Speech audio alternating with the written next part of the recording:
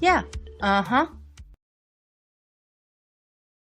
All right. So Aaron and I kind of did something like this maybe about 4 or 5 months ago, but I'd never had found a spot to put that one in. But I wanted to have an episode, and it seemed like the 100th episode was the perfect opportunity to kind of go over some of our favorite episodes, some of our favorite guests, to celebrate our 100th episode.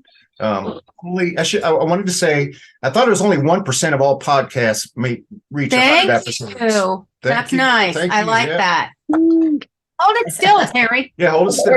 Back up just a little towards you. Back up just a little. 100, Phil, Lisa, Aaron. Excellent. Thank you. Hey, Aaron. Yeah. They decided to grandfather me into the episodes that I missed for reasons of hospitalization. Right. But Aaron, the first 20 episodes or something like that, where we were flying solo. Yeah. But Aaron was the second guest we had on. But actually, Aaron was the first guest we had on the second episode. We basically did an episode where we just talked about the old days, you know. And I think I remember that one. Yeah. Yeah, there was a lot of Norwood. I believe, well, let's, I believe that Terry may have heard more episodes than Philip, and he edits them. Yeah, Terry is a dedicated listener, I know. She's our super fan. Right. And we're fortunate to have my sister Terry and my nephew Troy on with us to celebrate and sort of a little Christmas gathering. So welcome, guys. You're welcome. And for an honor, I don't know if you can see it. Oh, nice. Shrimp. We didn't get around to making the Cincinnati chili. We've had too much spicy food this week, and I didn't think we could eat it.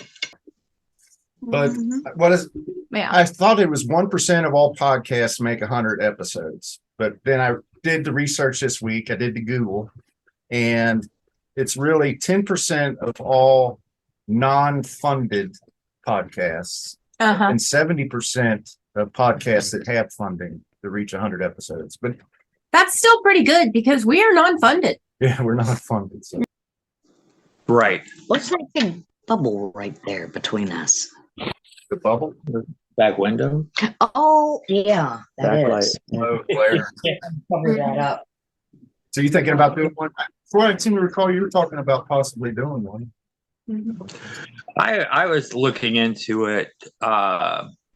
It's real fishy too, because you have to be really careful. Like, I mean, you say the wrong thing and they'll cut you down real quick. Right. That's why I spend copious amounts of time editing. I edit the hell out of it. Like I'll go in, like when there's crosstalk, I'll go try to clean that up so that somebody's voice can be heard over somebody else. And I'll take out stuff that that I think is controversial, or things that could be used for like social engineering or stuff like that. That's why anything that might get him fired.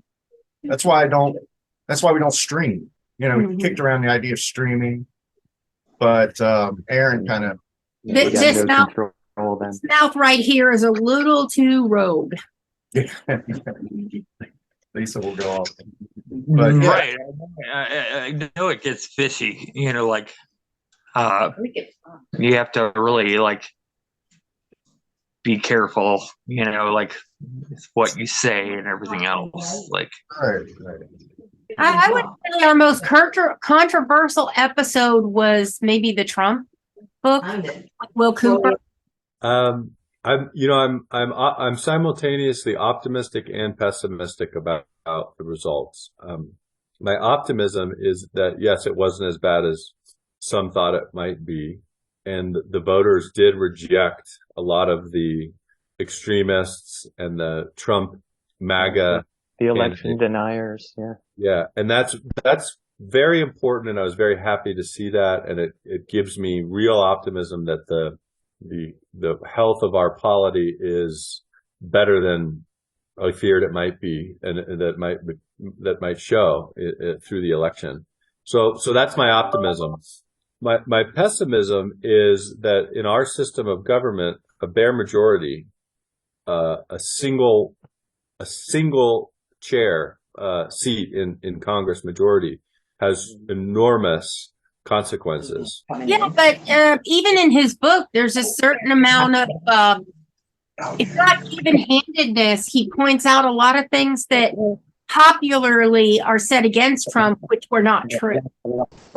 But Maybe what was his name? Thomas Mace Archer Mills might have been one of our more controversial ones. right. Yeah, that's true. The British monarchist. Yeah. I thought about asking him back on since the Queen has passed. So Troy, if you didn't see that one, Thomas Mace Archer That's a little Mills better. Yeah. is an Italian man from New Jersey who has lived in England so long that he has developed an English accent, and he's completely immersed in Everything English. His mother was British too, I think. Yeah. yeah. Yeah. I think his mother was British and his father was like an Italian guy in New Right. Jersey. And he did spend quite a bit of time in Britain with his grandmother. Yeah, he grew up kind of. But he became famous. He was like a Good Morning America. He was like a resource for news on the monarchy on a lot of like major news outlets. And he knew he was very loyal to the monarchy, but eventually it was kind of suggested that he was a fraud. And so his whole, Because he was born in America. because he really wasn't an English born man, and he kind of threw himself across that way, but he was a really good guess, I thought. So you sit there and say, well, okay, Ada Delvini can go ahead and be a fraud and take all this money and all of that sort of stuff, but now she's living her best life, shacked up with some millionaire, but I did nothing wrong. I'm an expert. I know a lot of things, a lot of knowledge, and I have the degrees to prove it. But what do? So you just kind of run with life and make the best you can. Good to see you guys. You too. Yeah. It's great to see you. Well, I mean, I don't know, since Philip authored this podcast. Well, we wanted to share it with people we miss, and kind of have a Christmas moment. Our number one fan. Terry is our number one fan. Just so you know, you're number one. I watch every podcast 2 times. And I did want to say something too, Aaron. Congratulations. I mean, your photography, Aaron's looking great. I don't know if it's that headlamp or what. It's the headlamp. Yeah. Great shots on the night hikes. He's hiking, yeah. I don't know how you're doing it, but they're looking good. Thank you. And I don't know, Aaron. I don't know that you know, but I always pay attention to what you're doing and stuff. So, just letting you know that. The quiet people out there seeing my stuff. Yeah. So he's a lurker. I'm a lurker. A lurker of the lurk on. We had the JFK episodes. Those were semi-controversial. Those were good. Right. Oh, okay. I remember that one. Do you know? I think it was his last speech where he turned around and he turned around and in his last speech he turned around and said, like, gorillas by night, and he spoke on how the media is taking over, and like he addressed a lot of things, and I just thought it was really interesting. But it was one of his last speeches. But his last speech was about how they're manipulating everything and how horrible everything is. Right. So, sort of foretelling the future, kind of foreshadowing political, I'll send it to you. I'll send that speech to you. So, like, it's pretty spooky. Was that the speech where he was eliminated, or a previous speech to that? It was about a day before he was assassinated. Okay. Yeah. I really enjoyed the Kennedy series. We did 3 of them. We did one with J.T. Townsend, which was about the assassination itself, and J.T. sort of talked about that he could solve. He for a lead pipe cinch knew how it went down, and that Oswald was certainly the lone assassin, and all of the conspiracy theories that have arisen since then. So I don't know, I don't know if I agreed with him on that entirely, but that was an interesting take. Sarah Peterson and Katana Zachary, is that who you're looking at? Yeah, Right. yeah. Authors Lone of the Star Lone Speaks. Star Speaks. Yeah. And there was a Will Cooper episode too. Right. We brought Will in to talk about political science, basically talking about the legacy debate. of JFK. Right. The debate between Nixon and Kennedy. So I enjoyed I'd like to do some more stuff like that where we take a topic. Have a multi-episode theme. Yeah. It's topical because of November.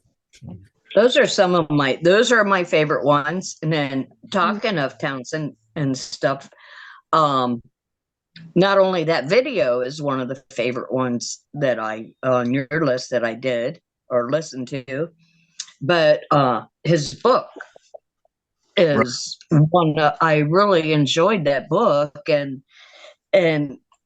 I think I was and the other one that I really liked too was the woman that was at Alcatraz during the Native American kind of Right. standoff kind of thing, the sit-in or whatever it was.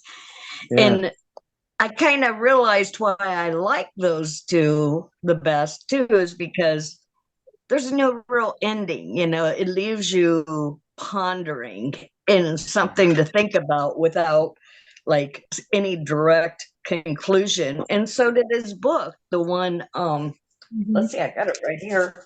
Summer's Almost Gone. Yeah. Summer's Almost Gone. Yeah, this one. And what I enjoyed about it too was all the Cincinnati memories and all that kind of thing. And then also kind of leaving you still wondering, you really don't still know. Right. Play, so to speak. It's Sunday night. Right. And they're going to watch Bridge on the River Kwai, the TV premiere. And Jerry's flying out the next morning. You're wearing a skimpy negligee. Yeah, that doesn't. Why? Yeah. Their marriage is in trouble. They're not really hooking up. She's been having an affair. Did she confess it to him? There's so many questions to ask about that. And they didn't talk about it, that kind of thing. Yeah. And she goes to work at that veterinary clinic that week. And she's known the veterinarian ever since 1963. And so they're linked together. They're linked together romantically. We tried to have JT on again, but I haven't had any luck getting him over the last year for whatever reason. But we had him 3 times, and that's pretty good. So yeah, he was a really good guy. I can get him. It just might be his busy. I think he might have even had he had to go back to doing school. We did have him when we were still dealing with the downtime from COVID. Yeah. That first year was pretty, but he had to go back to teaching. He's got a new book out, so we might even be doing small book tours. I know we went to a reading at a library, so he's probably just busy. We did go to meeting. Maybe that was it. Maybe he got freaked out because we showed up.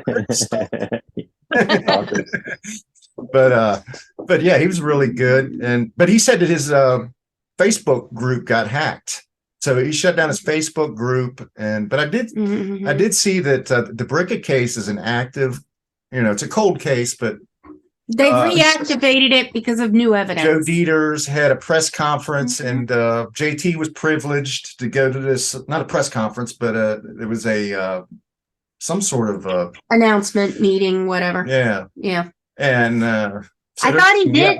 I shut mine down. I started a new one. Hopefully you guys are on there now, but I started a new one because mine got hacked.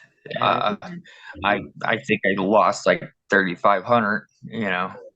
Right.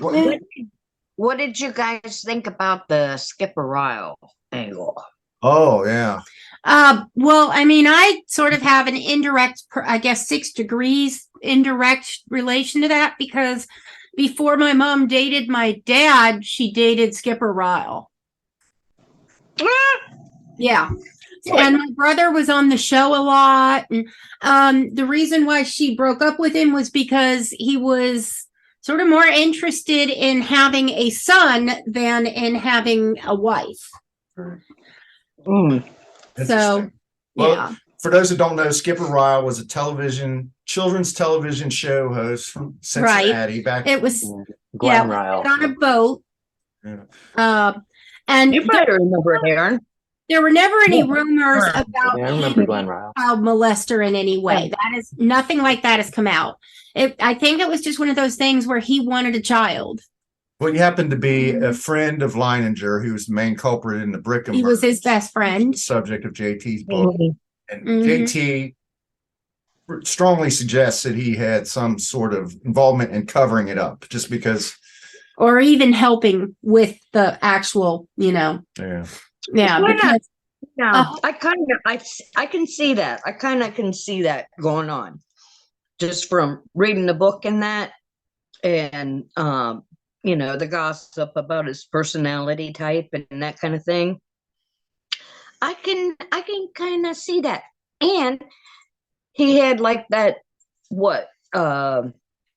very distinguishable motorcycle that was seen right there by the Brick-a-Murder crime site many times, and also over at the vets many times. So there's some kind of link that nobody's able to make that connection with. Right. But it's funny, isn't it? Like all those old Cincinnati. I was a Wonderama guy. I didn't really watch Skipper Ryle as much. Wonderama. I don't think by the time I was around that Skipper Ryle was still on. Is that Bob McAllister? I don't remember the guy's name, but I remember him singing High Hopes at the end of every episode. Yeah, I think that was Bob McAllister. I think you two completely missed Skipper Ryle. I don't know if it was even on by the time I was old enough to remember something like that. I mean, I remember Sesame Street when I was like 4, but well, think about it went to 73. Okay. Yeah. Think about Skipper Well, maybe Ryle. Mom just didn't turn it on. Think about Skipper Ryle. It was on against Wonderama, so I wouldn't have watched it. Okay. We may not have had a TV. Think about Skipper Ryle and the Bricka case. Sonny Fox and Bob McAllister. You're right, Phil. Uncle Al and Wendy, his domestic disputes with Wendy. You think about Bob Braun and his scandal with the finances, where he had to move to California because his name is Mud. My mom was on Uncle Al, and she said he was pretty mean. Yeah, I've heard that. Yeah, they're from shady past, right? What's that? I got to tell you about. Can I? Yeah, Ron. Yeah, lay it on us. Yeah. When I first moved to Rockford with theater, and Bob Braun and Jerry Springer were, had been going through that scandal thing, with the hookers and the prostitute. Yeah. And then everything laid low. Okay, now all of a sudden I'm up here in Rockford and on local Rockford television stations, or was he was on there, the spokesman for what's that mattress, Therapeutic mattresses, some special mattress. Posturepedic. And yeah. And he was the spokesman for it. Nobody up here knew who he was. And I'm going, that's Bob Braun. He was a talk show host in Cincinnati and that. And they're going, nah, he's just some Rockford guy. I'm going, I think he came up here with Jerry Springer. When I think they ran them both out of town, and they ended up in Chicago, or a suburb of Chicago, like a suburb or close by Rockford, enough to where we're getting that television. Springer came back from that enough that he became mayor, right? Oh, no, that was before it happened. He was mayor before. He was the mayor of Cincinnati. He probably lived there when he was mayor. Yeah, 77. Now he's got a Judge Judy show. He's You Judge. got That's a a judge. nationwide thing. All right. I don't know. Everybody's a judge. It's crazy. Yeah, And I then don't everybody know. want to meet my horse? This is Pony. Well, you could probably I, throw chairs in his courtroom and get down in a big brawl. I don't know the his bench. I don't know his qualifications, Yeah. but Yeah, Oh, he's a the lawyer. prostitute thing was in 74. He was the mayor Yeah. later than that. He So I was a remember- lawyer. He is a lawyer. He's still a member of the bar. He was the mayor of Cincinnati. He did the Jerry Springer show for how long? So his court, 20 years. Yeah. something of a, Right. it's a little circusy, you know, especially since at least 2 episodes have been disputes between clowns who actually dressed up as clowns. But don't you For Right. the episode. But I'm thinking of the Cincinnati people. I'm like the Cool Ghoul might be the only one that comes out of the whole system clean. Yeah. Dick Van Hone. I wanted to have his daughter on because we met on Facebook, and I'm scheduled to have her on.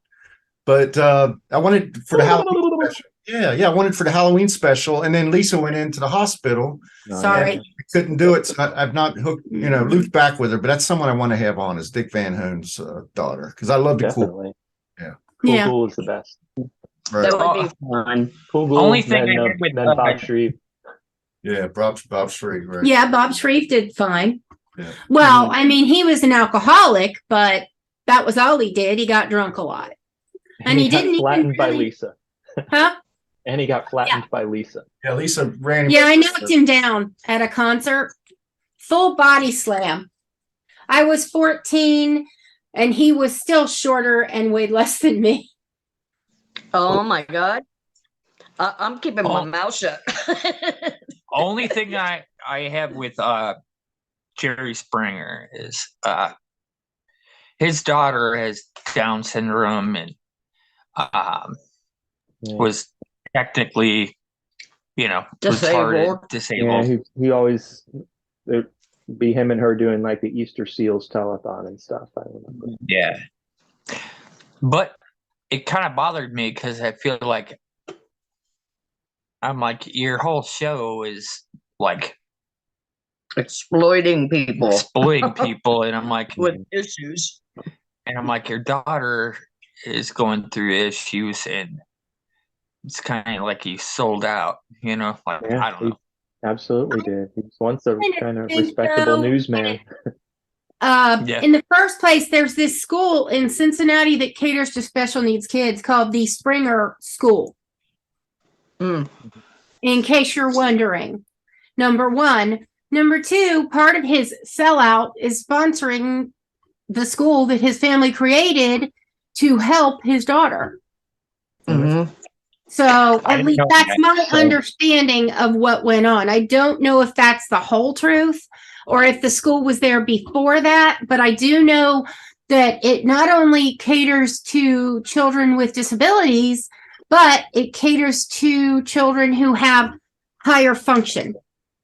I didn't know all that. I just know Yeah. that I felt like his show exploited people, and for all people that having a kid with But Down syndrome, I just felt was, like But his show exploited people like 2 men fighting over a blow up doll because they both were in and it was all love. fake. It was all Well, fake. whatever, but Yeah. he wasn't exploiting I don't think. disabled. Well, they're probably disabled too. Who knows? See, I the don't thing know. is, these people begged to be on the show. They begged. Yeah. I actually know 2 lesbians who were on the show, and they had a third person. They were basically a throuple for a while, and then 2 of them, but the 2 that originated together and the throuple, they went on the show to pretend that one of them was going with the third person, and this was completely not true. They just wanted to be on the Jerry Springer show. All right. And I think that's a lot of people. So, I mean, there's a certain amount of exploitation, but it was voluntary. That's like saying that the real world exploits the people that are on it. I'm like, Well, you know what? they just put you in a room. What you do in that room, ow. Oh, so Jerry Springer, Lim he- alert, hon, lim alert. Yeah. he, That's he said his conscience drove him to contact the FBI after he paid for prostitutes with 2 personal checks in December 1973 and January 74. Then he resigned as a councilman in 74. And then in 75, he made one of the biggest political comebacks in Cincinnati history, winning back his seat on the council. That says his sincere and direct television ads directly addressing the issue were credited for the win. Interesting. I don't remember those ads. That would be interesting to go back and watch. we I were don't a little remember young the then. ads, but I remember the event. Yeah. And somehow Bob Braun was tied up in it also. You know, It's the first I'm hearing of the Bob Braun bit of it. I remember the Jerry Springer. My dad knew a limerick about it. Connected in that whole check using government money to pay for prostitutes. Yeah. He was drug into it somehow. Somehow he was connected. I Well, don't he think left his town. signature was on anything. Brian Let left me town. recite my dad's Right. limerick. There once was a He councilman left named town. Springer who took a young whore out to ding her. He said, "What the heck? I'll pay her by check." And now his dick's in a ringer. Yeah, because I mean, Jerry Springer wrote personal checks. It wasn't. I mean, There's Aaron. Yeah. Aaron Craftsman. Personal That was checks. I clean. heard they were government. We were paying the Yeah. tax. They were paying personal is what checks I from got what I out was of it. just reading. yeah. Well, you know what? I've got a message out to Jerry's people, but he hasn't been on the show. So let's talk about. So we had like Andy Furman was probably the biggest local personality that we had Biggest star on. so to Yeah, and he was speak, a local sports locally. announcer. He works for like CBS Sports or something now. He's still in radio, but he's not Mhm. WLW anymore. It was a Sunday morning first, I think about 86, 87, around there. And then after that, Bob Trumpy left, and then Chris Collinsworth took over, and they asked me to do the last hour, 8 to 9, with Chris. And then Chris says, "What are you doing hanging around between 6 and 8 doing nothing? Come in with me for 3 hours." So I stayed with Chris for 3 hours. And then he had so many responsibilities. He'd be gone 2 days a week. Then eventually he left, and they gave me the show, and it was my show, and I did that at 6. And after the Reds games, I hung around and did the extra innings. Yeah, definitely recall all that. Definitely. But you know, it's funny. I listen right now, and you know, I don't know if the times are different. People are more politically correct. They're afraid, or maybe they've been warned. Maybe they don't want to get fired. They're afraid. But you know, the stuff I did, and I was lucky because I worked with Randy Michaels, and he would go to bat for programming people because he was just as crazy as me, and he loved that stuff. Right now, I think the radio station is driven by salespeople. And that's not healthy. I think that if you're a creative guy and you're in programming, you're going to be handcuffed.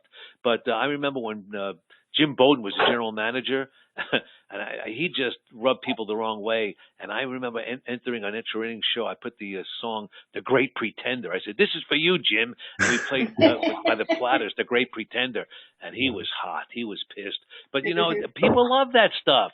No one's hurt by it. It's all entertainment. That's what it is. Old leather pants. Yep, leather pants. Yes. Yep. Yeah.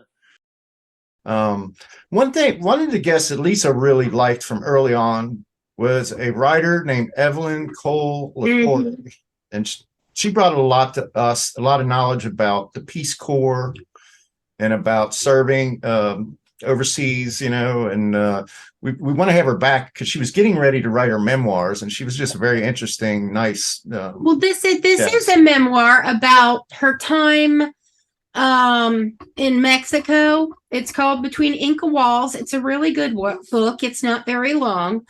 And it's just really interesting. It's about this young girl from a very small town, like really, really small. Like, you know, everybody's first, last, and middle name. Small.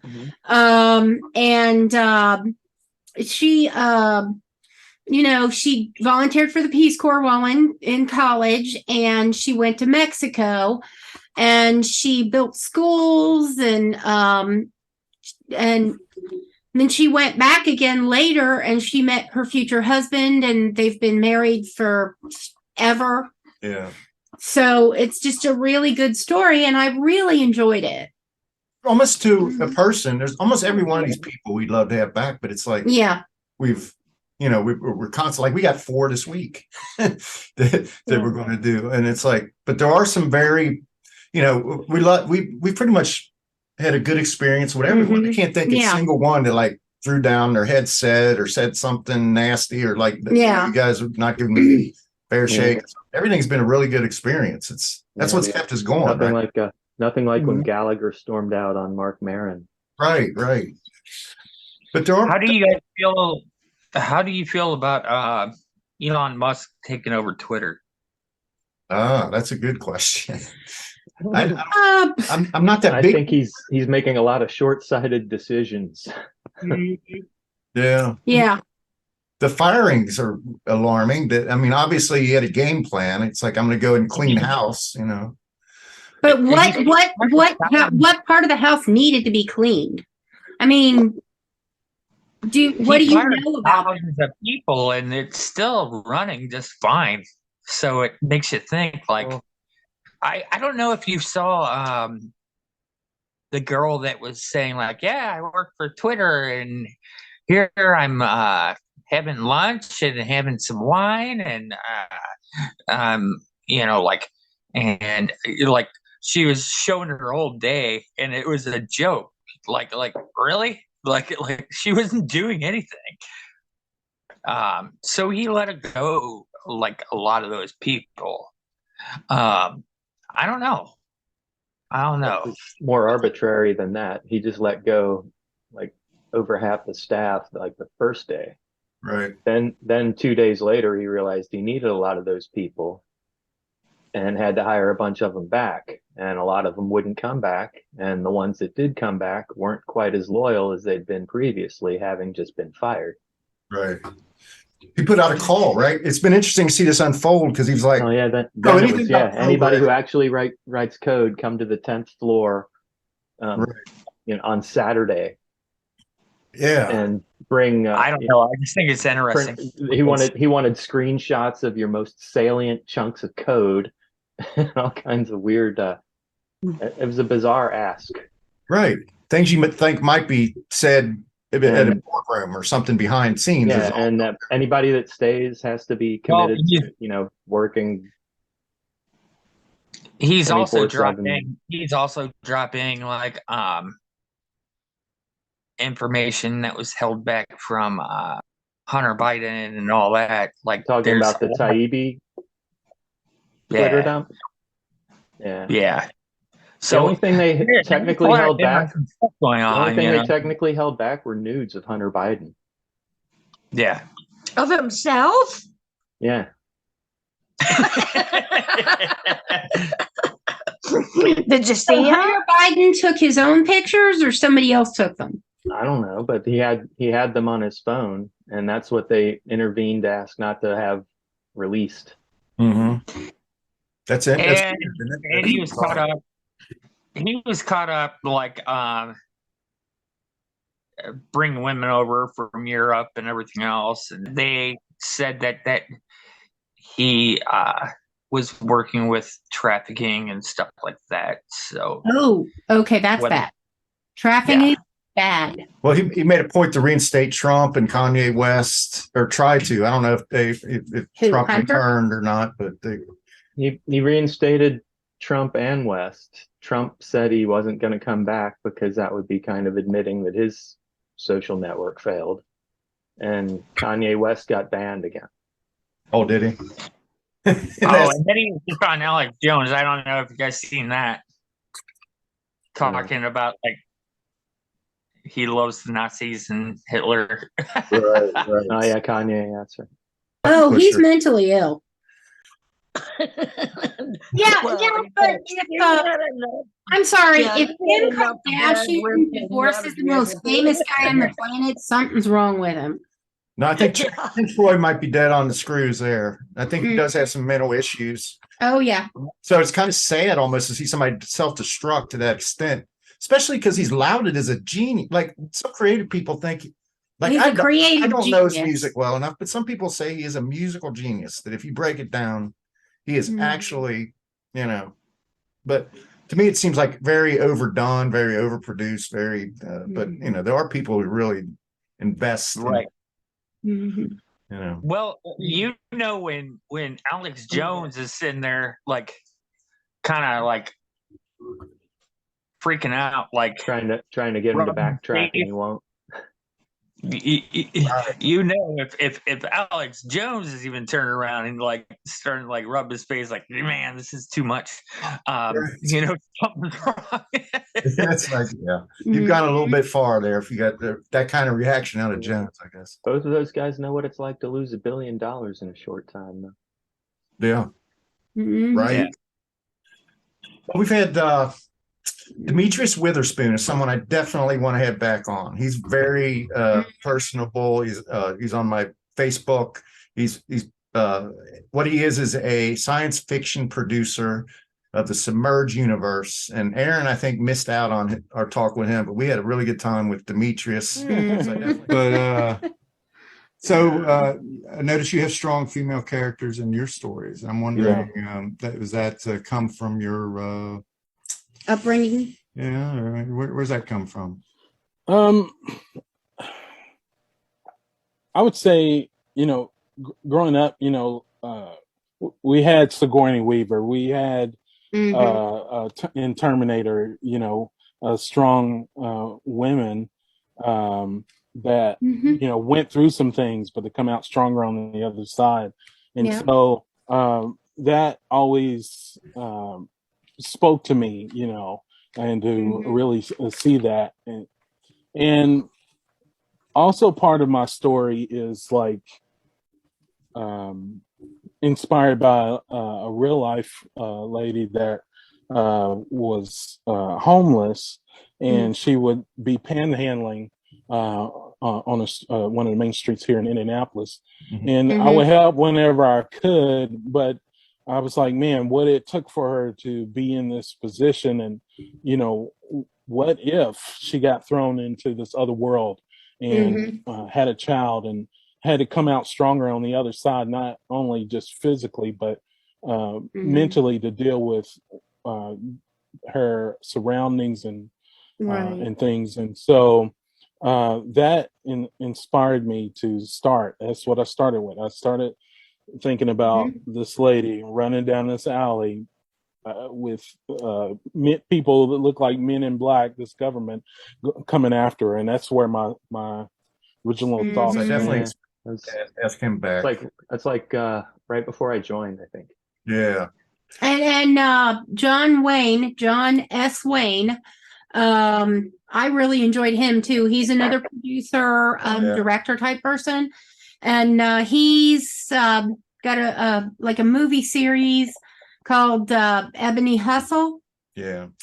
And he's got a very strong female protagonist. Yeah, I thought Lisa and John Wayne I thought they were going out for drinks afterwards. They really got along good. Well, if he wasn't in Atlanta, maybe. You'd be invited. Yeah. Well, we're just going to nerd out. Oh yeah, filmmakers on drinks and nerdiness. If he brings along and probably a coffee bar, not brings a bar. Along his leading lady, I might come. She was pretty good. Oh yeah. And she was kind of hot. Can't think of her name. They're getting ready to start a new Beetlejuice with Winona Ryder and whoever played Beetlejuice. I forget his name. Michael Keaton. Yeah, Michael Keaton. They're bringing them all back. That's one of those. They're also remaking Planes, Trains, and Automobiles. Those are two movies that I don't think need to be remade. No, they're all what they were the first time around. Some of these, it's like they're running out of material or ideas. If you remake Planes, Trains, and Automobiles now, everybody has cell phones, and the whole movie's finished in 2 minutes. Right. Whatever happened to the remaking a movie but naming it something else entirely with different characters? Yeah. That used to be something that, rather than just blatantly, remake a movie, like they remade Psycho. That's a different movie. They remade Psycho, and it was shot by shot replication of the original movie. It was like, what the hell? Just with different actors. Did you do Ghostbusters? Yeah. Yeah, they did that. Oh, wait a minute. Which one? That The was one with the women Ghostbusters, yeah. or the one with the kids? Not with the queep jokes. No, kids, not women. Women. Yeah, with the kids. Okay. And I they like bring that back. I they like bring it back better than the original- all-female cast, although I felt like the all-female cast was just a vehicle for a bunch of personal, comedians. Well, you and Nick Okay. are going to fight it out over that one because Well, he. wasn't that what Comedian. Ghostbusters was I too? didn't say I loved it. Wasn't it a Bill Murray vehicle? Oh, yeah. Well, Well- they even had Bill Murray in it, and they just make him a joke. Everything else, it was all about like feminism and everything else, and Mhm. no one asked for it. Like it was a No. remake. Nobody asked. It for was a remake. unnecessary, and I felt it. If you take it Didn't they and do compare it another side by remake side after with the that? original Ghostbusters, it's not even close. What were you saying, Aaron? Didn't they do another remake after that though? Yeah, they just made one that just came out this Another with year. men. Yeah, well, with kids, and it's with they kids? they also brought like John Belushi, all of them back in there too. John Belushi's dead.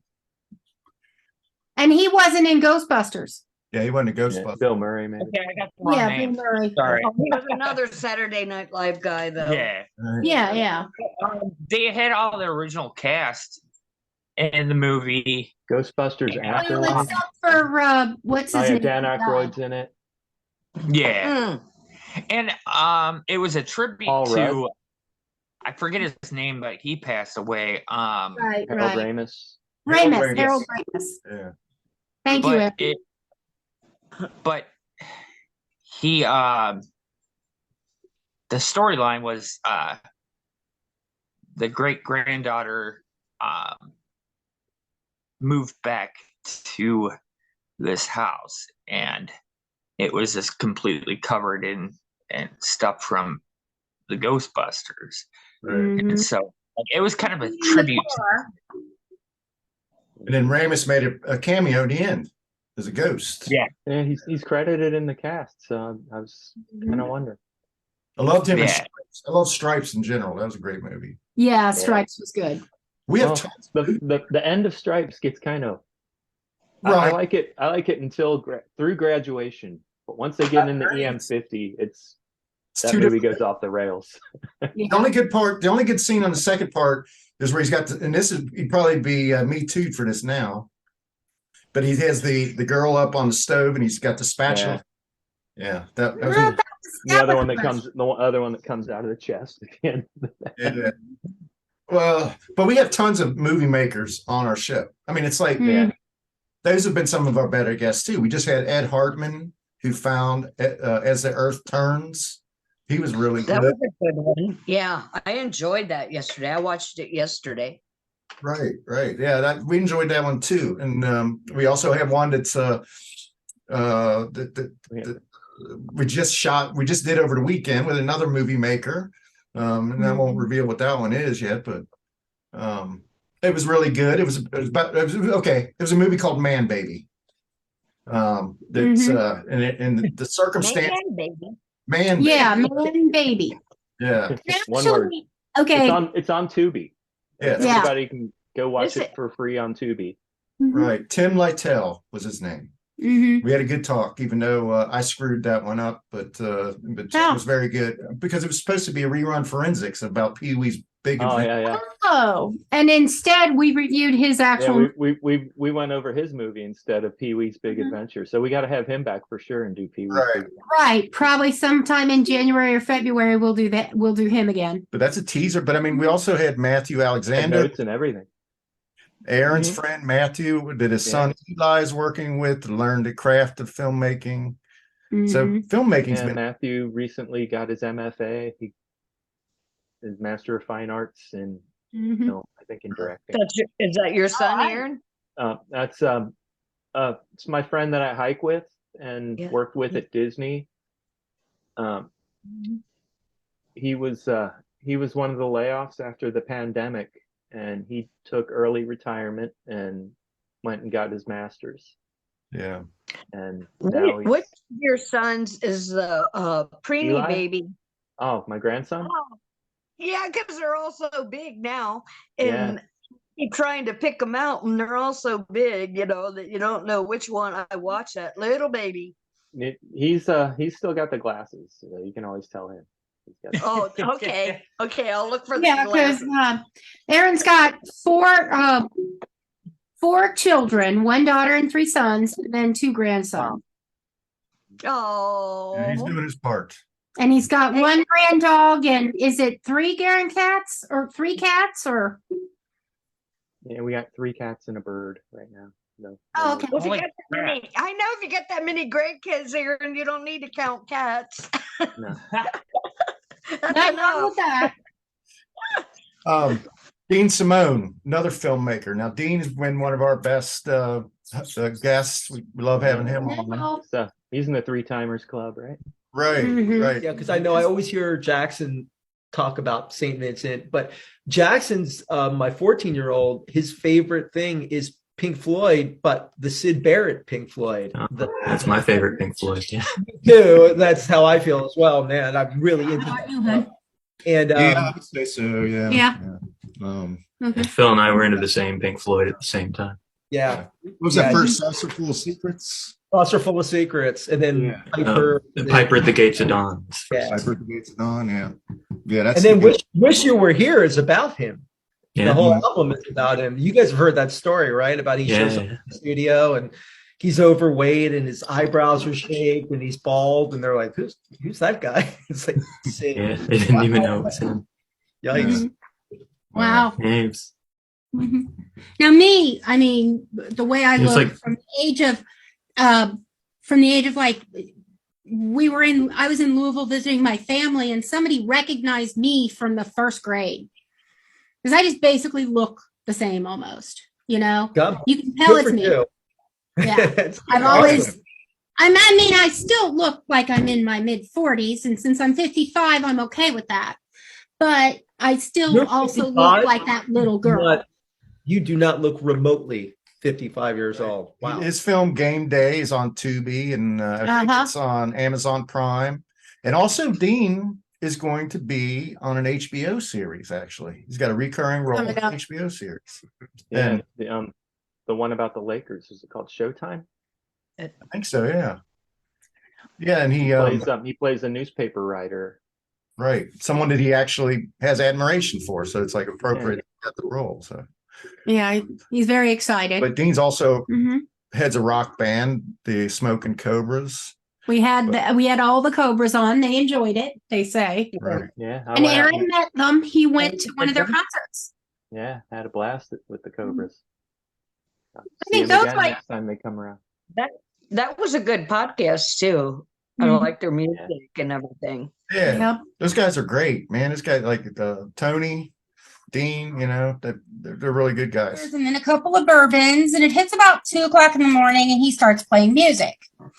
And it's pretty much going back and forth between so there I am. I'm usually asleep, and the next thing you know, there's Metallica at the level that Philip can hear it. He spent a lot of his teens in headphones with the all the way turned up. Give you an idea of, the volume. Yeah, but then So then it's like there's Johnny Cash, kind of a little bit cool, and then Metallica, and then Johnny Cash, and then Metallica. but then Love on the Rocks. Well, yeah, okay, but I mean, I'm not Ain't no saying big it's all surprise. Cash and Metallica. Blondie, Oh yeah, gotta have Blondie. yeah, Get your Clint Burke in there. Right there. yeah. It's So it's bourbon kind of is funny. what you gotta have, man. It's the bourbon that makes it. But I like the musical taste with the bourbon because it's a little bit. It's like spicy. It's like hot and sweet. So Yeah. you're mixing it together. It's sort of like it's like a Thai food approach. And I kind of forgot about that one too when I was trying to think back. And they always say the first ones that jump out at you are the ones to mention, and I already did. But that was a good one too. That I enjoyed. All of them I enjoy. You guys do a good job, and and your guests are very interesting. And Yeah, Aaron, you should listen once in a while. listens. I've just got such a long queue of podcasts. I get it. I totally When get one it. comes up that I've already partaken in. Yeah. Now I've got to listen to him 3 times to make up for Aaron's vote. Yeah, right. I'll still download them. How's that? Okay. I'll download them, but I can't promise to listen. I don't want to cover your butt all the time. Of course, when we Yeah, talk, she's busy covering my butt. Because you're not listening to him either, Lisa. All Good right, I'll grief, listen to it. I'm going to How about I watch cue it up and listen to it once a day? there you go. Okay. To keep your views up, you know. Right. That's my job.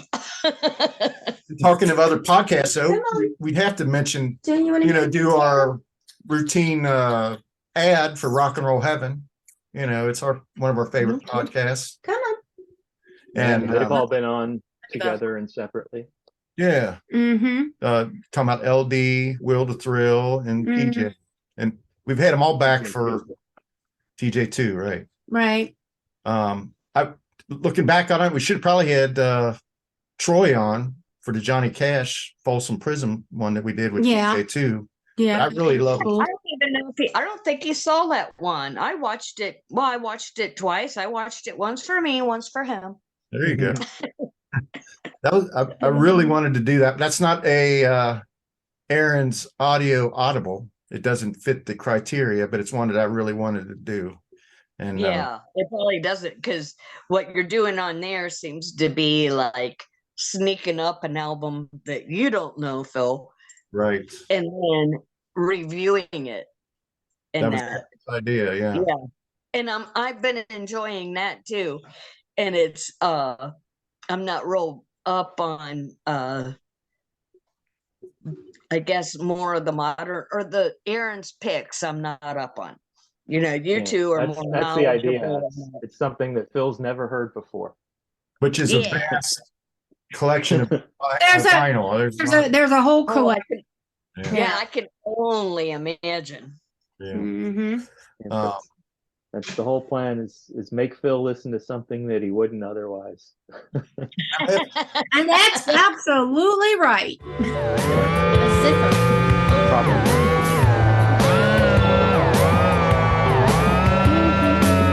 That's right. I know what a zipper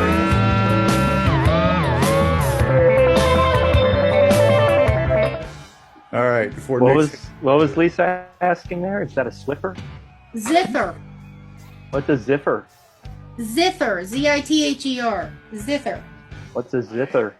It's kind of like an electronic xylophone. Oh, that's a guitar. No, well, it's a different kind of electronic xylophone. More like a xylophone, but different. But I mean, what's being played in the song is a guitar. Oh, okay. I have a tough time Well, at least for me. I'm having a tough time being critical. It's like, is it Aaron will bring up something. And I'm like, I don't know if I can really like this or not. And by the time you listen to it 3 times, I don't know. I guess I'm influenced or something. But he hasn't come up with a bad album yet. So I don't think Aaron has bad taste. I'll have to sneak a bad one in one of these days. Yeah, I'll let you know about it. You already have. Oh, wait a minute. That's just my opinion. I really love Maggot Brain. I had no idea. I mean, that's such a good rock album. That was that's a great one. Yeah. Isn't that the rule? You have to listen to it 3 times before you can actually. I think ideally you should. Voice judgment on it. You can't voice an opinion until you've heard it 3 times. Right. Like clicking your heels in Wizard of Oz or something. Yeah. Well, once is for the shock value.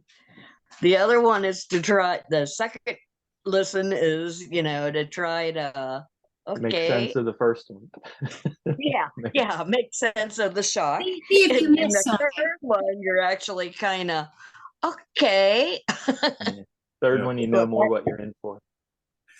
Yeah. By the third one, you've reached what is it? Not Berlin syndrome. What do they call it? Stockholm syndrome. Yeah, Stockholm syndrome. By the where third listen, you're a convert because you have to be. You're hostage to Aaron's music. Yeah. Didn't work. Well, music's been like a big theme for us. I mean, not just these albums that we review, but like we've got a lot of original artists on. Like Jen Ash, She was, I liked her a lot. It was different than anything else we did. It was more R&B, stuff. And Rhett Wicker. That was awesome. country. I hope Rhett continues to make music because he said he was going to take a break. I hope it's like one of those things where he takes too long of a break. I mean, that was like a really good album he put out. Around the Bend, it's called. Let's not forget David and Marianne. Dave, Not only did we have a great episode with them, they actually came to the house and played music. David Tim, and they wrote our theme song. They wrote our theme song. Right. And that was just something they did for us. We didn't, Right. Because that is, I do like your intro. Your intro music. Yeah, David, their friend from high school, David, and his fiance did that for us. And David does most of the writing, I believe. And then Marianne is in the band. She contributes to lyrics. So.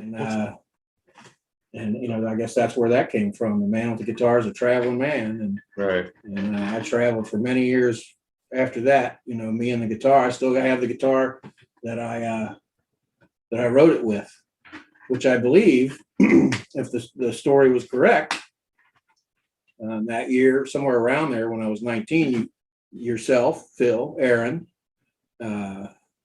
Tony, and Buffy, all you guys kind of had a musical Christmas, and everybody got musical instruments for each other. And then the story I got was that each of you kind of chipped in a little bit. And then Tim Miller went out and bought me that 6-string acoustic. Oh, yeah. Which is, so I kind of credit all you guys for getting me that guitar. I had a guitar prior to that in the 4th grade that my grandfather had given me, and I had a few lessons, but I never really took to it. Yeah. But that guitar that you guys bought me when I was 19, I took to it. And me and Tim Miller got a band together a year or two later. Might have been 4 or 5 years later, I'm not sure. And good old Tim. Yeah. And of course, and he taught me a lot. And but yeah, me and that guitar, it's been around the block a lot now, and it's a little unplayable, but it's still hanging in my living room. Well, Troy, I know that like when you owned your restaurant, you love to have these singer-songwriters on, at your restaurant perform, Fridays and Saturdays. Like Pete Miller would have been a great person. I was just going to mention that guy. Yeah, he's really got no social media presence. We're reading him these rave reviews from like Melody Maker that he had no clue about. Right. He has no idea that he's got fans. From Miles Nielsen, which is Cheap Trick's son. He's got a Nielsen's son. He's a great, awesome writer. Also the Dead South. I don't know if you're familiar with the Dead South. No. They're local Rockford band. No, they're from the South. Okay. But they're mainly acoustic. They play the cellos and the banjo, and they're just amazing. That's kind of what the people around here in this area, in this part of the Midwest, in it where we're at, it's very country, but not like the popular country. It's bluegrass. People playing on cigar boxes, guitars, and stuff like that. So kind of old fashioned. Yeah. Appalachian, local. Yeah, Appalachian. And I don't know why, because they don't have any Appalachian connections that I know of. And they make fun of anybody that really is from the South or Appalachia, because they're solid Yankees up here. And so I don't get it. I don't understand what the connection is. I love it. I love it. Well, you're from Ohio. You're closer you probably you've definitely got an Appalachian connection in you somewhere. Yeah. For sure. I'll fly out visit you guys soon, maybe in spring. See Cool. ya. I have subject, but Oh God. Aaron But- can testify to our guesting, you know. Yeah. That'd be He The doesn't Hotel have a Huey. plane. He's got to rent a plane or something. Oh, Yeah. I can rent a plane. That's fine. I know. Well, still, Riverfront I don't Remembered. That was cool. What? Riverfront Remembered. Did you guys see that? Hear that one? The Yes. guy that did the documentary for the Reds Hall of Fame, Cam Miller. Right. yeah, That was a cool I one. did. Like I that watched Cam back it then. was. I love that one. And he It's would. on it's And on I YouTube enjoyed now. that one, and I'm not Yeah. sports. Well, he's not just a sports historian. He's a local historian. I mean, he's done films about Civil War era Cincinnati and Union Mhm. Terminal and also Crosley Field and stuff. But, He works at the Hall of Fame, right? yeah, he did. Well, now he's more like an independent contractor, but he did work at the Hall of Fame for a while. Now he works with the Hall of Fame. So, Mhm. but I Mike think Kilbig's a good guest too. We've had a couple times. Yeah. right. Mm-hmm. Mike's a great guest. Yep. Well, Yeah. if I fly out there, I'll take you guys up if you want to fly. I'm not a great flyer. Yeah, Philip's really not a good flyer. Phil has a hard time driving through canyons. So flying over them. I won't fly. I'll with take this you up guy. there then. No. Aaron will go up with you. He'll go. He's gone up in an ultralight before with Tim O'Connor. I know And gyrocopter. Gyrocopter. Gyroplane. Later, Cessna. What is a gyrocopter? Looks like a little balsa wood glider that you get in a little cellophane pack or something. It's like a That very sounds small, right up my alley. like a very small helicopter. It makes a Cessna look like a freaking jet. Yeah, it does. It does. But yeah, Tim O'Connor's been on, but he flies those, and so does his wife Connie. The glider, Yeah. the gyro planes. Mhm. Yeah. It's fun. It's cool That guy- flying over. And aren't those just like the chassis? There's no like walls or windows or, you know. Yeah, no Yeah. windows really. Yeah, it's This just is like cold a up there. motorcycle with a propeller. Yeah. We were going over the Ohio River or the Little Miami River. Wherever Zimmer Power Plant is, we were near that. Wow. That would have been Where free. was that? Is What city? Zimmer near They're near what's that? Moscow? They're Yeah, I was gonna say Moscow because there's Claremont County. Flown out of New Richmond. probably. Yeah, Moscow, New Richmond has a power plant out there. Yeah, I think And that I might be the remember when Zimmer they- plant. Yeah, and that might be the Zimmer one because that name rings a bell, but I'm not 100%. So that certain would or be the Ohio River, not the although you might have skimmed the Little Miami too. Yeah, It's no, not it was that the far Ohio off. because I remember now we were looking at Kentucky too.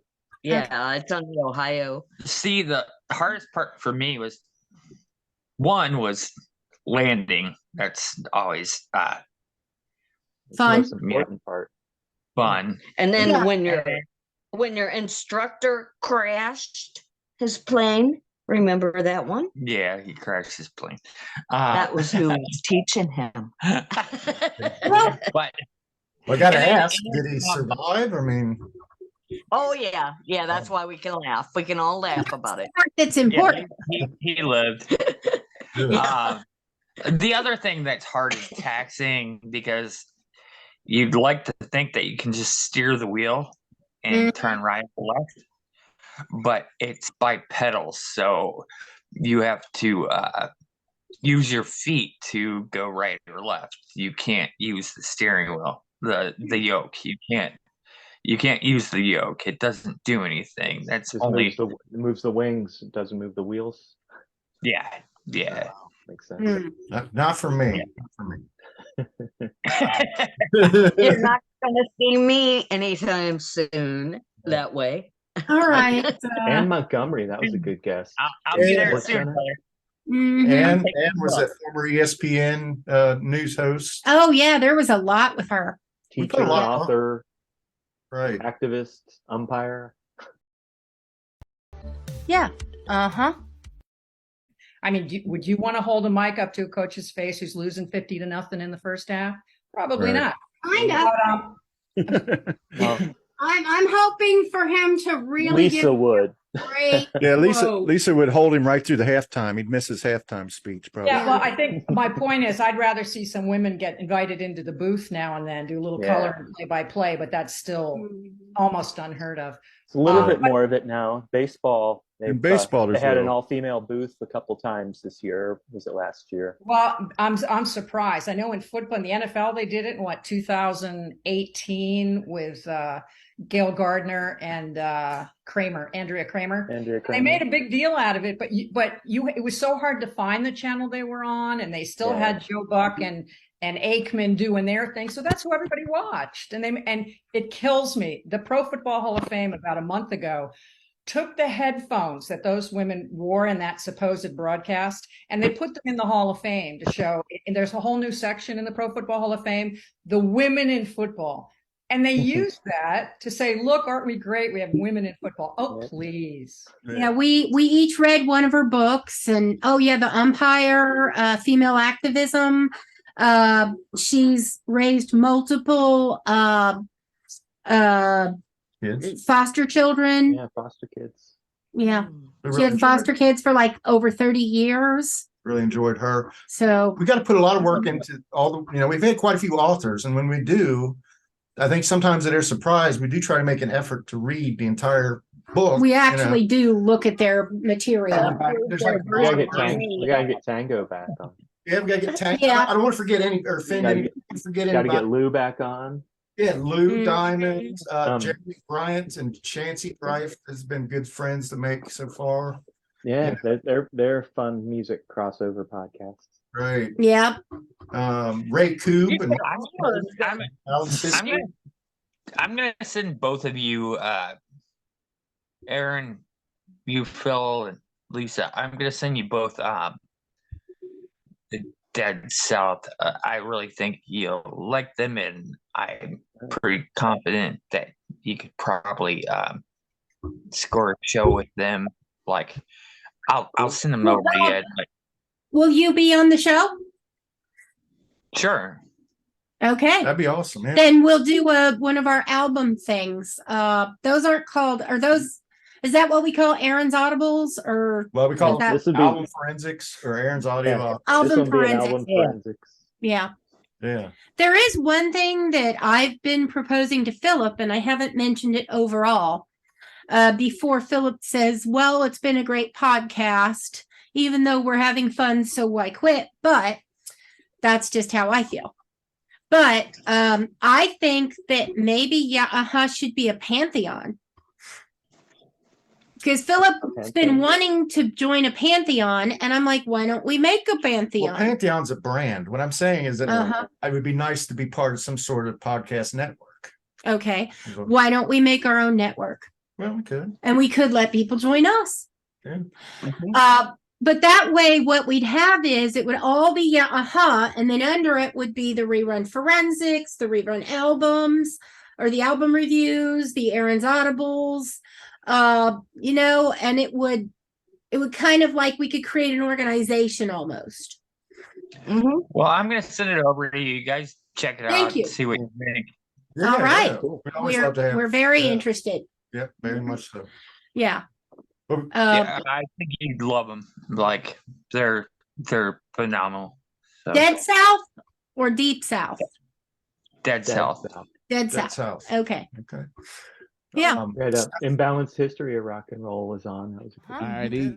When we got to meet the Foo Fighters at the MMR 50th birthday party backstage, they had a barbecue, and the band came out, and we got to all talk to them for a little bit. And were they naked? No, they were not naked. They were well dressed. But we were talking, and it was a lot of fun, and it was really casual.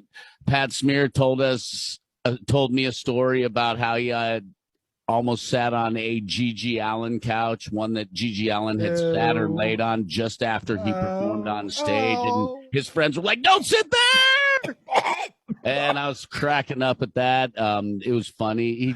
The way he told the story was great. I got to talk to Taylor Hawkins about music. And then the one question I asked Dave Grohl was, he shared he shared the stage with a lot of people before. Had he ever shared the stage with Lux Interior and Poison Ivy and the Cramps? And he was like, fuck no, but I fucking wanted to, God fucking damn it, and I never fucking did. And then we talked about our kids' love of music and the Cramps and the song that my son loves and the song that his daughter loves. And it was really kind of down to earth and real. And he drops a lot of F-bombs when he talks in natural conversation. It's awesome. Personality. Christian Swain too. It's good. Yep, Christian. And I'll send it to you too, Aaron.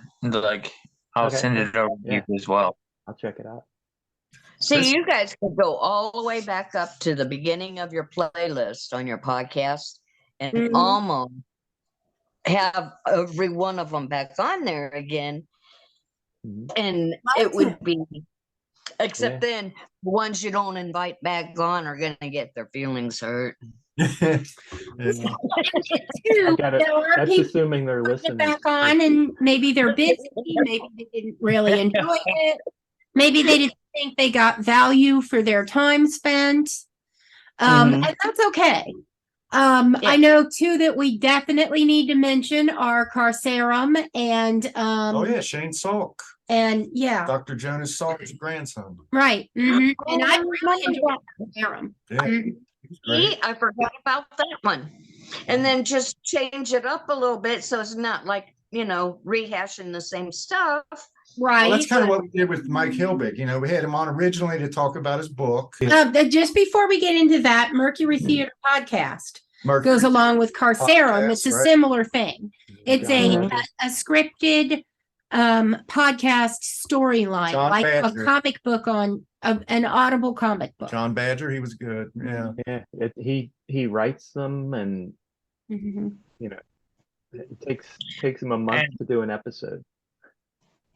Right. There was something that I was thinking about last night after I listened to your podcast, and Lisa brought up something about like the artistic thing, or the creative kind of thing. Is it genetic or environmental?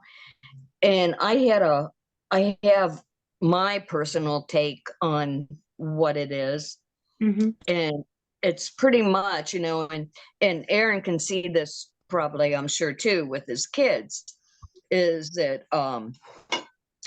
kids that grow up in a creative household, okay, yes, it's in their DNA, it's genetic, the desire to create and that, but what outlet they gravitate to is going to have to do with their environment. So it's a mix of both. And when you think about it, the kids that gravitate one way or another, it's because of, like with our kids, with our grandkids and your kids, is like kind of that artistic thing. But a lot of it has to do with it's the DNA, but it's also having the professional good art supplies around, that they can nink around with and play with from a very young age, where they're actually kind of painting on a canvas instead of some piece of crappy paper, that wrinkles all up. Right. So so a lot of it, and it goes, the same happens with music. They have the good instruments around. They have that available to them. Sort of the infrastructure for creativity. Yeah. And the minds, the mentality of the people that you surround yourself with. But so Mike Hilbig, Judgment Day and Other White Lies. Yeah. I studied a lot of narrative theory when I was in grad school. And so, in a sense, I'm trying to get at, narrative is a bigger, broader category than we typically think of it, right? We think of it in terms of like the stories we read or stories we watch on television or in movies and that sort of thing. But, narrative encompasses history. It encompasses a lot of our political and social theory. A lot of poetry is narrative poetry. We tend to sort of focus on the lyric poetry in our culture, but, those early, the Odyssey, the Iliad, those early sort of ancient texts were all narrative poems, right? And so, looking at not only the what stories do we tell, but how do we tell stories? So I do a lot of, playing around with form in this collection, and breaking the third wall is one part of that, right? Judgment Day and Other White Lies. Yeah. That's the name of it. Got it. And so we had Mike. It's really good too. If We you had like Kurt Vonnegut, you'll love it. For the Dead Kennedys, we had him back on for that. So that's kind of way, like if we had John Wayne back on, I'd like to have him come on. I'd like to get his take on the music, because the soundtrack for his movies is awesome. You just bring up the Dead Kennedys? Dead Kennedys, Yeah, we did Fresh Fruit for Rotting Vegetables was Aaron's audio audibles. Yeah. Really? He hasn't been watching. You can tell. Well, you got That's okay. You got to check that one out. We still Troy. love you, Troy. And you got to check out Ween. That's my band. That's my favorite. Joe's your man. Yeah. Ween, you knew Ween before the episode? No. Or? I think he's talking about Dead Kennedys. Oh, Dead Kennedys. Yeah, they're good. Yeah, I've God, since I was a kid. I'm not gonna lie. When Yeah, you are probably. Shut up. Go on. When you guys wanted to talk and everything else like that, I was nervous as hell. I was nervous. Okay, you're over it. Shut up. No. Are you still nervous? What's that? Your episode was awesome. I really enjoyed your episode. Are you still nervous? Have you gotten over it? Yeah. It's all good. Now he's off on the other end. I have a question for you, Troy. How much of the Dunn worry gene did you inherit? Grandpa Dunn, mom's side of the family. Yeah. Oh, your grandmother, your mother, Philip. I see the worry gene in. I can speak to that probably better than he can. Mm-hmm. The Tucker gene, his dad, Lloyd, is a very extremely strong gene. Every one of Lloyd's kids look exactly alike, even though the mothers aren't the same mothers always. Mm-hmm. And they all have his medical traits, the high blood pressure and the hot temper and, those kind of things. As far as like mom's side of the family, I think that what he inherited there probably is just kind of milking it or calming it down just a tad. Mm-hmm. And that's about it. She likes to think that she's got it all figured out. I don't know. I got everything figured out. I was in Houston and cleared out my dad's house when he passed away. Mm.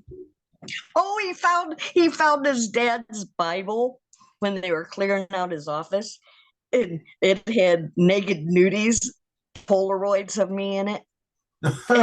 Oh, that must have been fun. Oh, it's horrible.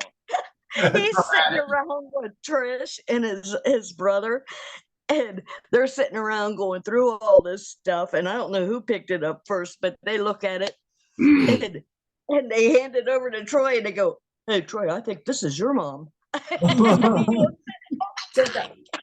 can never unsee that. Yeah, I know. I couldn't. He brought it back to me. I have it now so that I know it doesn't go anywhere else. But actually, I wouldn't mind. I looked pretty good then. You're like, "Oh, that's pretty good. That's not too bad. I didn't say so myself." Huh? and your mother does know how you feel. Finding nudie pictures of your mom. Well, Troy, you said you were nervous, but the episode with you was one of my favorites because you were very informative about the Iowa caucus, and you had related your story, good stories. You told good stories. Yeah. You talked about how you met Biden in the bathroom, and you talked about the chef. Anthony Bourdain, who I've always liked his work, and just getting to touch base with you again after not having seen you for so long that was a special episode for us to do. So whether you were nervous or not, yeah, you really didn't good. come off nervous. You sounded really good. Like Philip said, you told great stories. Like you've got in a kitchen, it is very much yes chef, no chef. It's run very militant, and it's got to be because you've got people passing by with pans of hot oil. You got people walking around with sharp chef knives. It's very high paced. It's very under pressure, and if your team isn't organized, someone's going to get hurt. Yeah. So yeah, you know what? Like hurt feelings isn't something that is part of the kitchen in most places. Counter space that no matter how big the kitchen is, there's small places where people are passing each other back and forth. So there are times you have to crack the whip. Absolutely. Yeah, absolutely. You do. And, not to brag about it, but yeah, you might have a young dishwasher that just like all kinds of rules. Like you don't break the line, meaning like a server or a dishwasher does not ever walk onto a kitchen line. That's just a no-no. You don't do that. And all these things are in place to keep people from being injured too at the same time and keep the production going. Because unlike how I could do a wedding for 500 here and another 200 here in one night, and that's fine, but then you might do 200 in the restaurant, it's high pressure, high volume. Horrible. See, you want to have him cook for you. You don't. Nobody likes to hear their own voice. That's probably part of the reason I don't listen. Nick says that he can't stand to listen to his own.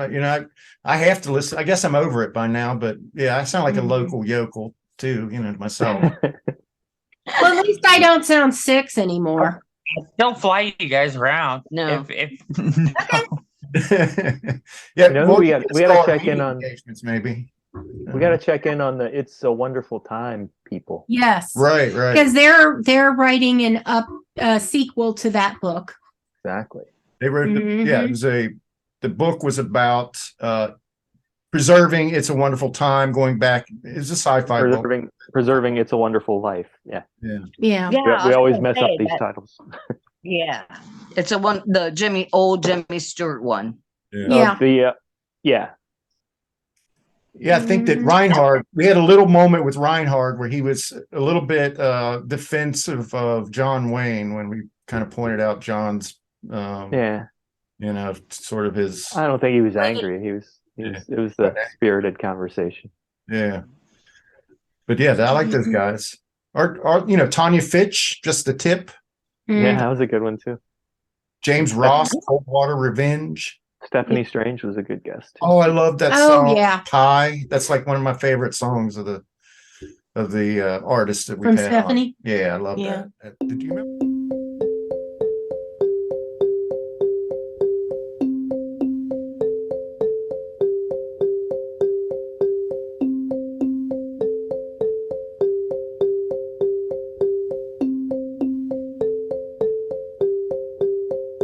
You said, keep on keeping on, baby. You said, keep on keeping on, my friend. You said, keep on keeping on, darling.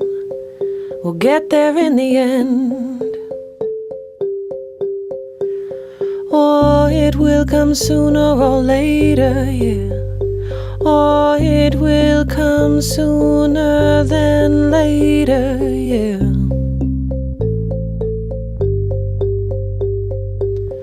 Well, life is sweeter than candy, yeah.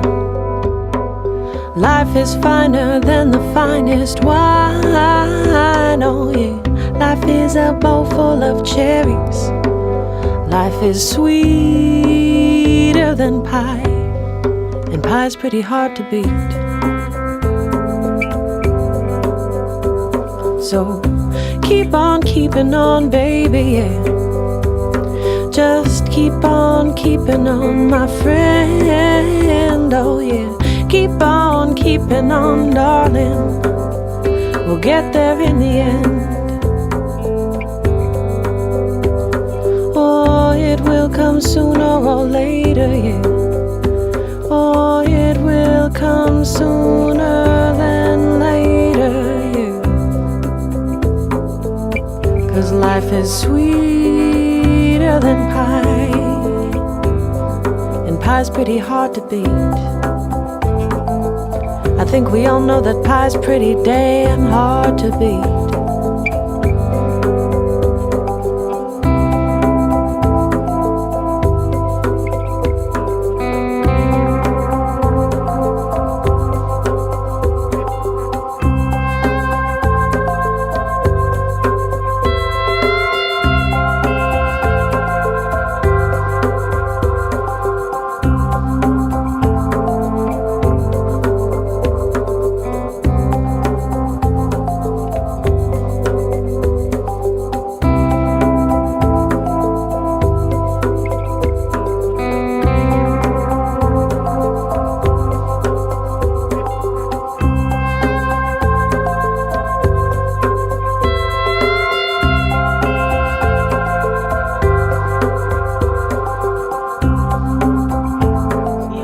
Did you remember that, Terry? How come I watched all these? I've watched all these twice. How come when you bring up the titles and the people, why don't I remember who's Maybe one you're talking you're about? not a title person, you know? Yes. Yeah. Stephanie If I heard, like, Strange was, 5 minutes of it. Her she band did, is like, music Strange and and the stuff. Familiars. Yeah. Yeah. And she lives Yeah. up to her name. She's you got know, some she's- really good she's videos. quirky. Yeah, kind of witchy. Yeah. Yeah, and also she's like a special teacher. And one of her special needs students was the one who created the video with the little worm. And that video and the video, I liked the song, but the video was so good. It just you really fall in love with that worm in less than 2 minutes. You're just praying for that worm to survive and be happy. In less than 2 minutes. It's such a good video. Yeah. I hope H.J. Van Wright is still writing. I really enjoyed her. Mm-hmm. Katie Chinakis, we can thank her for introducing Lisa to misophonia. She diagnosed Lisa with misophonia. And It's true. I mean, deal with it every I can sit there in a room and have people run their fingers down the chalkboard for 3 hours. But if somebody's doing this, they have to leave the room. But she hasn't given us a Okay. Somebody, yeah. Well, my brother will do that sometimes. He'll like breathe like that when he's eating. And I'm like, every time I'm like, just the fuck out. Okay, just get out. I mean, See, Chris can't.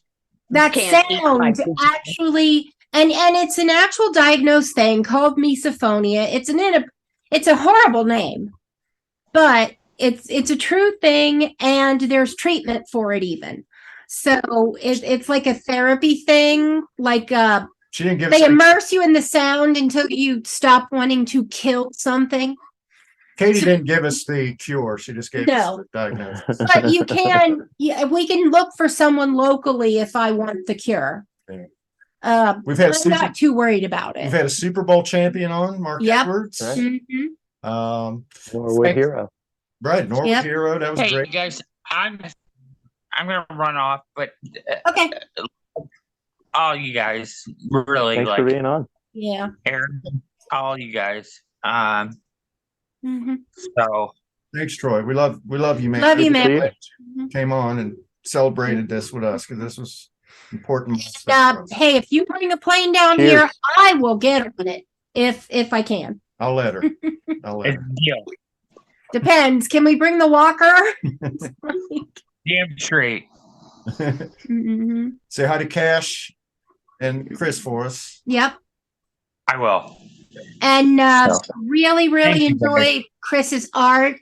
I think you're right, Terry. Yeah, art. The phrase genetic does cover it. I mean, Troy uses food as his art. Amanda uses art in her, she's created a psychological treatment with art that's just very, very interesting to me. And then you have Chris, who's, been immersed in your art and went to your art classes and was in plays and, so yeah. And that's where nature and nurture definitely shows in her art. Yeah, which is really good. Cash actually draws in and is very interested in it also, but he's got a little bit of a bully for a big sibling that kind of knocks him down all the time, so he can't really shine at it so often, but he's also very, very talented with it. Love you guys. So yeah, love you guys. Okay, we'll go. You too, if you're Aaron. going, I want your stool. Love you too, Troy. Go, I want your stool. Have a good night. My butt's sore. Let's try not to miss anybody if we can help here. We should have Bill and Sean back on. Bill and Sean. Anybody in the baseball league. We should close out the season. Yeah. James Ross. I think we might have mentioned James. Dave Rosenberg. That was kind of he was hurried on the first show. I didn't really know if he was feeling it or not, or if he was disappointed. It turned out he was just busy with his kids. He's a teacher and he's about his kids and had to leave. He had an emergency come up. Yeah, but I really liked his movie. I mean, it was really well done. Looked beautiful. Yeah. Some of the camera work on it and everything. The reunion. I think the only thing I'd say is, one of my visions around this film was to start a conversation around bullying. Because it's really what was the genesis of this film. And so we're working with a couple of anti-bullying organizations. One in New York, it's called Super Happy Healthy Kids. You can check that out. You can Google that. Their information is also on our website and the press page. And then we just are in the process of forming a collaboration with an organization in LA called Boo to Bullying. And so we're trying to set up a screening with them of the film and hoping to do a talk back. And they're also going to potentially come to our school, maybe work with some other schools. I'm also putting in motion, starting some speaking engagements next year at schools, hopefully around the country, around the topic of bullying and finding solutions for bullying and, potentially showing some scenes from the film and sort of, helping to come up with some solutions to healing the problems of bullying. Because Sim Campbell. He was awesome. He wrote the book, The Factor. Yeah. The Factor. It was sort of an inner city, New Jack City type story. And he sent us the autographed and put personalized. So it was really great. Cool. Phenomenally autistic. That was great. Yep, that was a good episode. And there was definitely some information there and it kind of gave a personality to a subject that it's in the news a lot now because there are so many celebrities with children who have been diagnosed. So JV Hilliard put aside his differences as a Steeler fan. We had a very civil conversation. No, he was good. He had really, it was another sci-fi novel that he's really. I see he's got another one out, so we might have him back on at some point. Oh, I really enjoyed Debbie Clement. Right, I love that one too. Yeah, that was really interesting. I love the way she put learning about a specific subject and a song and sign language together. Yeah, because when inspiring younger children, she was neat. They can do more things at the same time, so they can learn better. It was funny. The day before we did that podcast, we went to the movies, and when we came out of the movies, there was a rainbow over the. It's like you never see a rainbow, but there was a rainbow that day, and the name of her organization is Rainbows Within Reach. So I thought that was kind of kismet. I told her about that, and then she sent me a picture of her rainbow. She had seen a rainbow like over the golf course behind her house or something like that. Wasn't there a double rainbow in one of our podcasts, or maybe that was separate? Maybe it's. Okay. Well, I remember Terry was on with the Gary Hill. That's when Lisa was in the hospital at one time. mhm. Gary was cool. He was a rock critic, big Yes fan. Oh, We had a good time. But like Terry pointed out, when Lisa's not there, it's a little It's bit not as loud. it's a little bit slower tempo or something. There's something missing. There's something Well, yeah, but that liveliness is important. Yes, yeah, it is. That's it. And I think Philip's It was cold and I had to. We had to kind of. Troy's off there dealing with that. Oh, She was.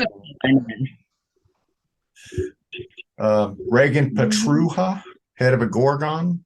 Oh Yeah, yeah, poetry. That was a heavy book of poetry. Yeah, yeah. Well, we mistook that. It was a heavy subject. We were like, it's not like a huge book. It's like, what do you say to this person? In case This you is like poetry, terrible. but And it's like, you know. well, this is not autobiographical. What's wrong with you people? Yeah, we And what a relief. I definitely thought it was somewhat autobiographical because to me, poetry is always personal. Yeah. So I never think of poetry as a work of fiction so much as a artistic dramatization of something that you've gone through. Well, it can be personal, but it can be allegorical. Like you may be using certain examples to represent something as personal. Which is exactly what she wasn't talking about things that happened to her. Right. Jeff Demery agreed to come back on when we interview Fish Fashion. Right. Yeah. I'm going to be setting up to be sometime after the New Year's Eve fish run and before they play in Mexico. So that means January sometime, probably. Well, Jeff is qualifies as a favorite guest. As a favorite, yeah. He is third or fourth time on. I think. An authority on fish. He brings energy. Well. People that we actually sort of know. I mean, I have met an authority Tim on O'Connor, fish. but not Mrs. O'Connor. But our gentleman here grew up with Tim, or at least they went to high school with him. I met him in college, actually, freshman year of college. Oh, why did I think you went to high school with him? I don't know. I think they went to high school with everybody. I met Jeff the very first time he was on the podcast on here. She's talking about Tim O'Connor. I remember Tim. I didn't know him that well. You had him. You had a class from him, right? He didn't. I did take a Microsoft class with him years after you had moved to California. Yeah. Yeah. He went Windows. Before that, yeah, you probably met him. Maybe that's why I thought you went to school with him. No, he used to date my sister. After Mooney. Really? Okay. That's interesting. Your sister dated Mooney?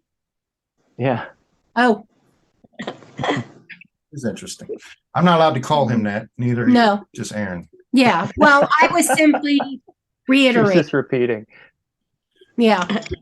I don't think I very carefully think of him as David. More interesting thing about Fish Fashion, aside from fish and fashion, is he lives in Japan and he's a teacher and he's a musician. So his and Jeff's interests should intersect. Yeah, definitely. Because Jeff is definitely adapted to Eastern culture. He taught in, was it Thailand? Thailand. He taught English in Thailand. Susan Watson. George Wythe. Yeah. Not White, Wythe. Eric Erickson, podcaster, one of the many podcasters we've met. He's the host of the Open Highway podcast. I check his. Oh, yeah. I think Sarah Peterson and Zachary appeared on his show as well. We have a couple. Katie Chinakis, I think. That have his show as well as ours. Corin Zai. Yeah. Who had a student that appeared on The Voice, I think. Yeah. And my girl that was on The Voice, right, Sophia Ramos, brilliant singer. I mean, she sings as well, if not better, than Ariana Grande. And great performer. You know, she started with us when she was 7. She was on the show when she was 15.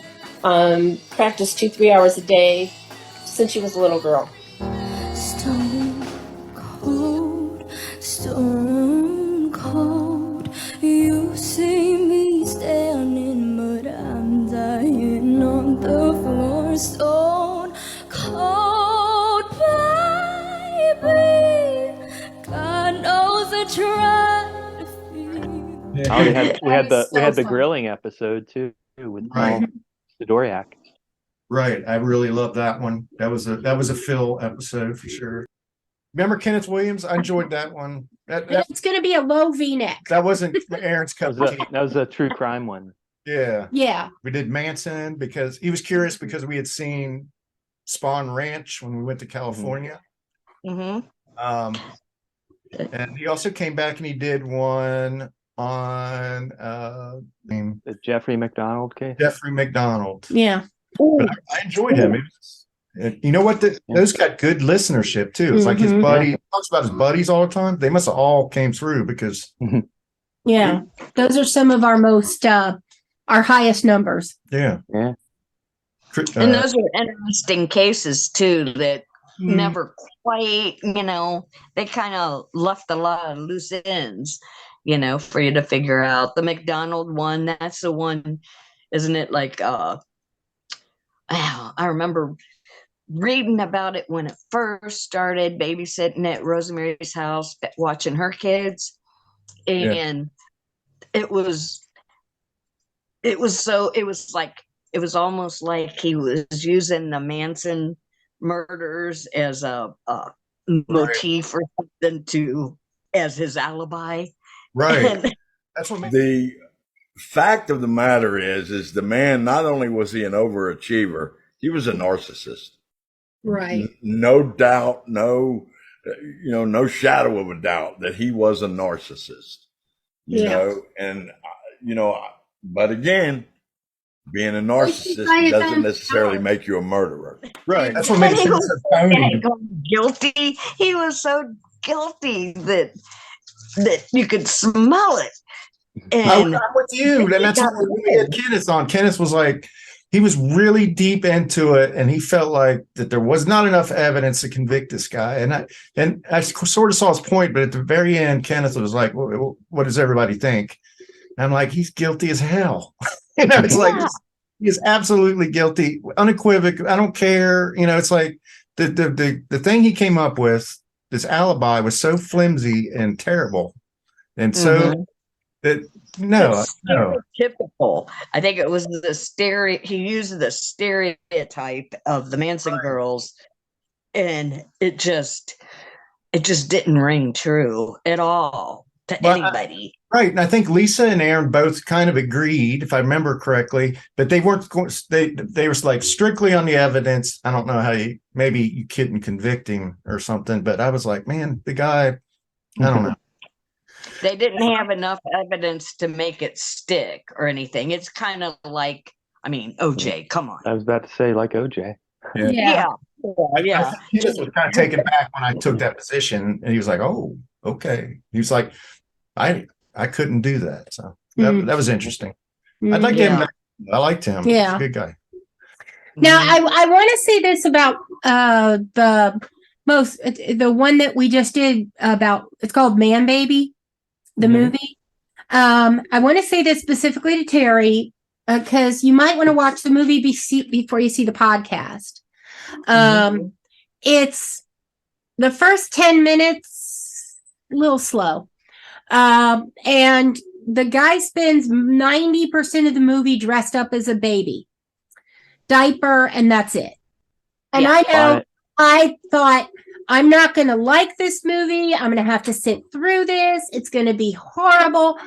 And it wasn't. The story is so good. Well, that's a whole fetish that's hard to understand. Yeah, it got bad reviews. Turn off for me. It got bad reviews from adult baby fetishists. Actually, yeah. Did it? It doesn't go far enough for them. Yeah, it didn't deliver good. So. And I'm so unattracted to even the idea if Philip walked in the, if Philip jumped out of a room at me dressed as a baby, I might have to slap him for the surprise and then just leave the house. Well, maybe you should make a Just radar leave. detector for that. then. Well, that's because you guys, Seems you're like not it's- in the fetish group. How about the furries?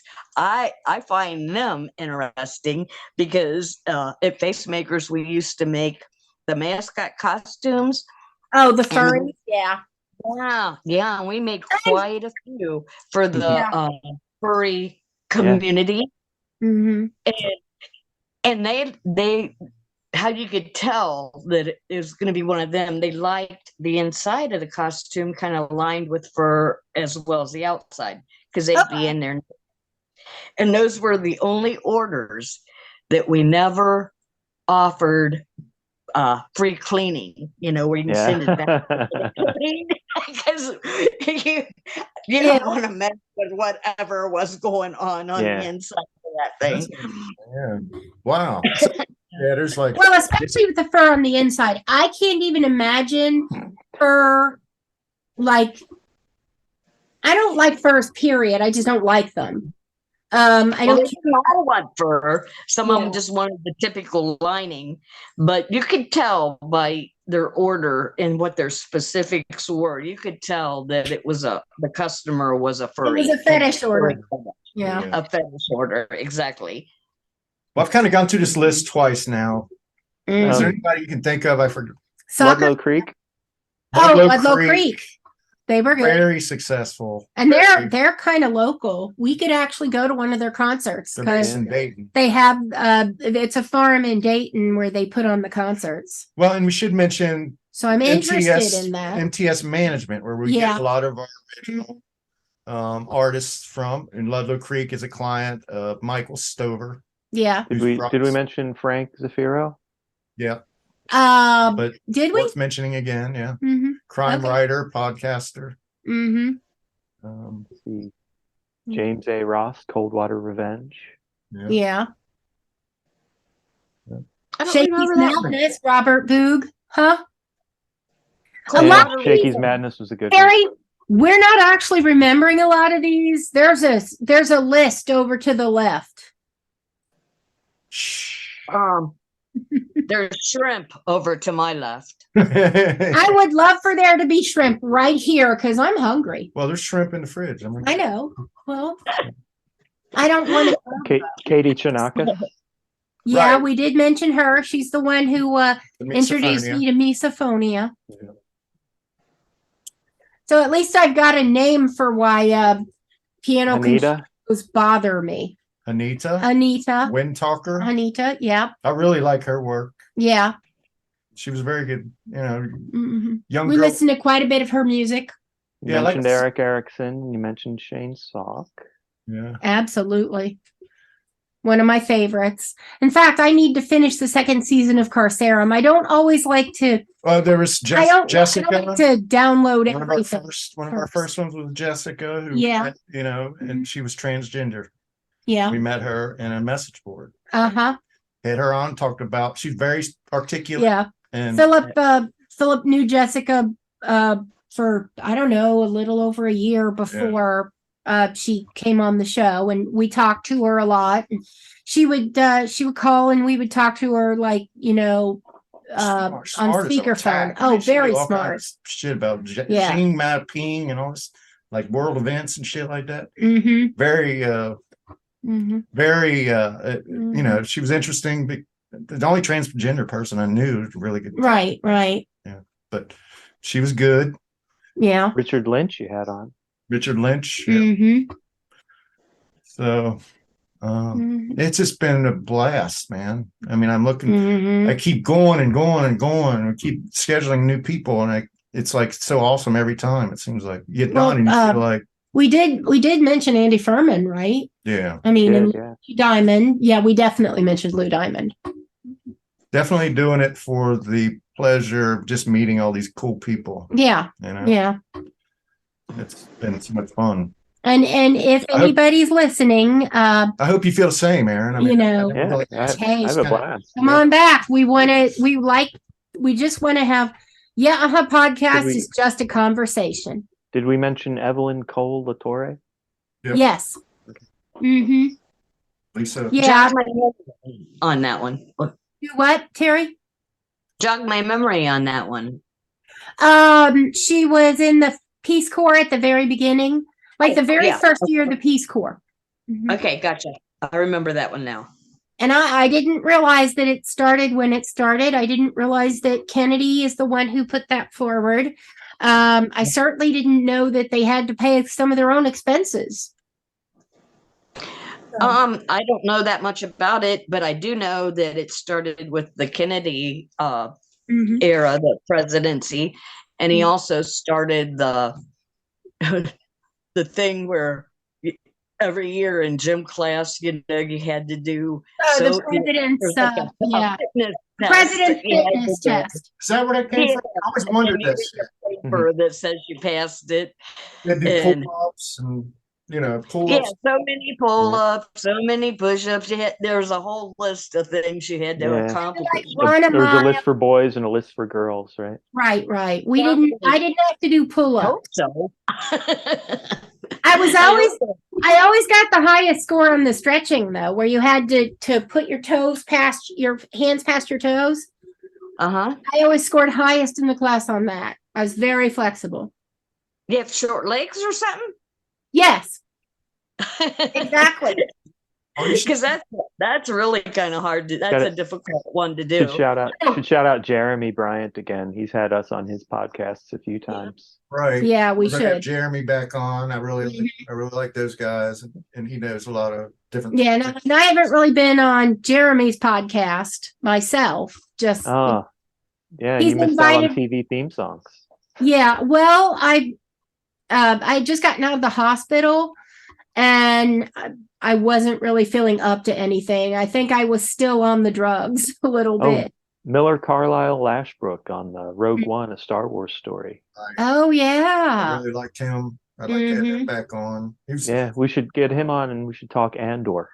You guys Yeah. have to watch Andor. Oh, that's a good idea. he was good. Because we haven't watched it yet. Aaron, is so good. Kind of, It is so on good. when it comes to sci-fi. I do want to watch it. I would love to figure out some kind of angle to talk about Our Flag Means Death.